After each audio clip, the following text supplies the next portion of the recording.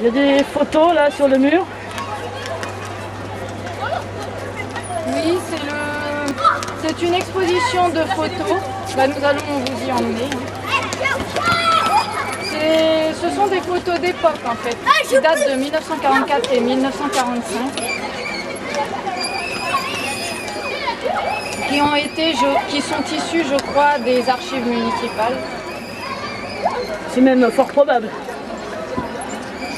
Et ça fume les barbecues. Ouh. Il y a écrit sur le mur, la liberté a un coût, elle n'a pas de prix. Ne me demandez pas de qui c'est, je ne sais pas. Justement, c'est pas précisé, quel dommage. Alors, vous avez sur la première photographie les enfants du Jura. En fait, c'est une photo qui illustre l'évacuation des enfants de moins de 14 ans dans un rayon de 500 mètres autour de la ligne de chemin de fer. Ils quittaient Blanc-Meunier sous la surveillance du corps enseignant et pour certains accompagnés de leur mère, pour se réfugier dans le Doubs, la Haute-Saône, l'Allier, la Creuse et surtout dans le Jura. Ils y sont accueillis chez des particuliers ou dans des centres scolaires.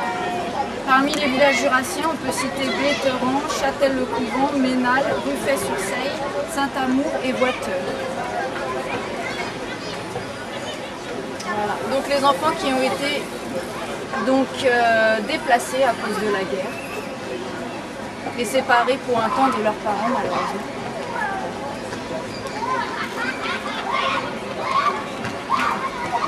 Photo suivante, il s'appelle Joseph Darriet.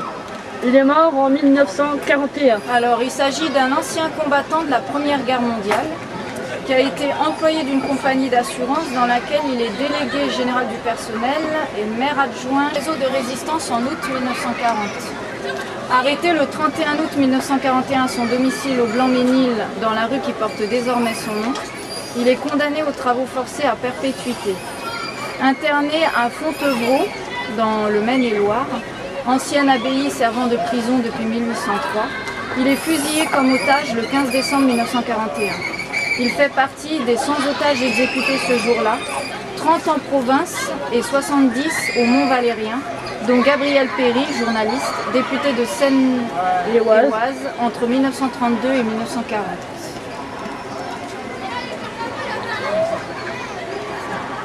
Photo suivante. Alors, il s'agit Pierre Montaufier, je sais pas comment on dit. 1909-1943. Alors, il s'agissait d'un installateur de conduite de cheminée qui était domicilié dans l'avenue qui porte désormais son nom. Pierre Montaufier est interné au camp de Voves, en Eure-et-Loire. Il y meurt le 4 juin 1943 des suites de mauvais traitements.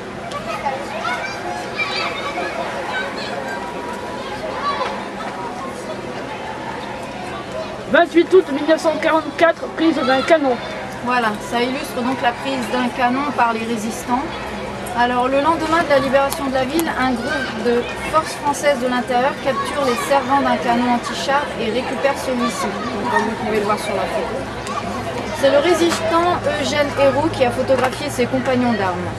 Sont identifiés Georges et Louis Grimont, Pascal Baxa, Charles Loisy, Saint-Sarad, Maurice Pain, Marcel Schumer, François Marchetti, Louis Royer ainsi que Lucette Maignan. Par contre, dans quel ordre, on ne sait pas trop. Ils ne disent pas de gauche à droite, moi je suppose que c'est de gauche à droite.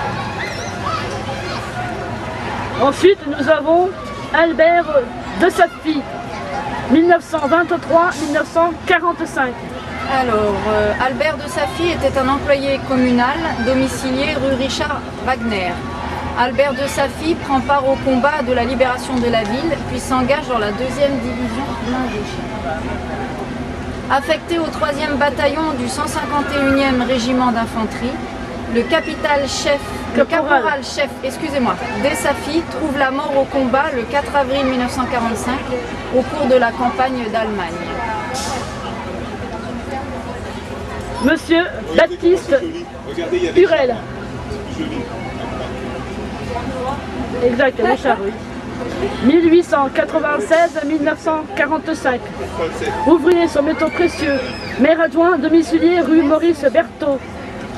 Baptiste Hurel, le 25 novembre 1940. pour faits de résistance. Il est interné successivement dans les camps d'Annecourt dans le Val d'Oise et de Vauves en Eure-et-Loire, avant d'être transféré au camp de Compiègne le 25 mai 1944. Il est déporté à Neuengamme, pardon si c'est mal prononcé, un camp de concentration situé près de Hambourg. Utilisé dans un commando de déminage, il meurt le 23 janvier 1945. Son corps sera rapatrié en mai 1950. Léon Martin, Alors, 1904-1945.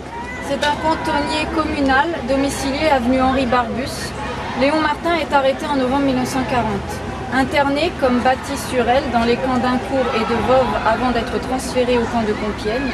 Il est également déporté le 25 mai 1944 à Neuengamme, un camp de concentration situé près de Hambourg. Libéré le 4 mai 1945 par les troupes britanniques, il meurt à l'hôpital Bichat le 1er août, un mois après son retour au Blanc-Ménil. Marcel Desboeuf, 1927-1944. Employé à la compagnie des chemins de fer, Marcel Desboeuf est assassiné le 23 août 1944 devant son domicile rue Halévy au cours des échauffourées qui ont précédé la libération de la ville. Les échauffourées. Des échauffourées, pardon. Oh. Je fais une pause 2 minutes, regardez bien ce qui se passe. Ça se passe ici. Les chars sont là. Il y a énormément de monde. C'est sympa. Je reviens donc sur les photos. Vas-y. Hein? Vas-y. Donc nous avons la photographie d'Augustin Marcos, 1904-1944. Républicain espagnol réfugié au Blanc-Ménil, domicilié rue Georges Bizet. Le capitaine Augustin Marcos appartient au 3e bataillon Liberté, 11e compagnie de chars de la 2e division blindée qui participe à cet assaut, fera partie des forces libératrices de Blanc-Ménil 4 jours plus tard. Voilà, nous avons une photographie illustrant le premier anniversaire de la libération. Donc 1 an après la libération de Blanc-Ménil. C'est dans la Liesse qu'est fêté le premier anniversaire de la libération le dimanche 26 août 1945. La journée débute à 9h30 par un moment solennel de revue des troupes et de remise de décorations sur les lieux mêmes des combats, dont une partie correspond à l'actuelle place de la libération.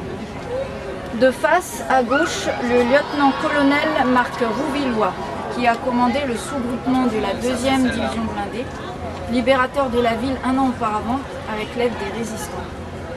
À droite, le général Louis Diot, qui a succédé au général Leclerc à la tête de la 2e division blindée en juin 1945. Nous continuons avec le premier anniversaire de la libération. Alors, sur le chemin pavé qui relie le vieux pays à l'avenue Henri Barbus, le général Diot accompagne des blancs ménilois. L'enfant qui vient d'être décoré de la croix de guerre accordée à titre posthume à son père serait le fils de René Quentin, tué au combat le 10 août 1944 en Normandie. La femme endeuillée est la veuve d'Émile Bidan, sergent des forces françaises de l'intérieur, tué au cours des combats du 27 août 1944. Nous continuons sur l'anniversaire. Voilà. Alors, 26 août 1945, donc presque 1 an finalement après. Après la revue des troupes et les remises de décoration, le défilé emprunte la rue Henri Barbus pour se rendre près de l'église Notre-Dame, sur le terrain où va être célébrée une messe militaire. À gauche, le café-restaurant Le Transvaal, qui se situait à l'angle de la rue Maurice Berthoud.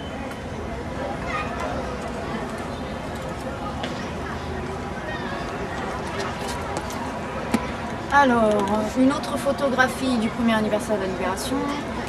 Vous avez là le général Diot. Hormis le général Diot, l'homme à la pipe, les personnes présentes sur cette photo ne sont pas identifiées. La photographie a vraisemblablement été prise dans l'une des salles du patronage près de l'église Notre-Dame. Donc si quelqu'un connaît l'identité de ces personnes, merci de bien vouloir nous donner ces informations. Alors, la dernière photographie, elle se situe sur le terrain qui est aujourd'hui le stade Bogossian. Le Sherman Sainte-Anne-d'Auray II sert d'hôtel pour la messe militaire, donc vous avez reconnu le fameux tank qu'on vous a montré. Au fond, l'école Jules Ferry, rue Léo Delibes. Les vitres sont encore munies des bandes de papier collées en diagonale qui diminuaient le risque de casse dans les cas de déplacement d'air provoqués par les bombardements. Et comment ça peut pas être gâté pour le discours du maire. Je confirme, la météo est en train de nous baptiser. On vous emmène donc rejoindre la fête autour des chars au plus près.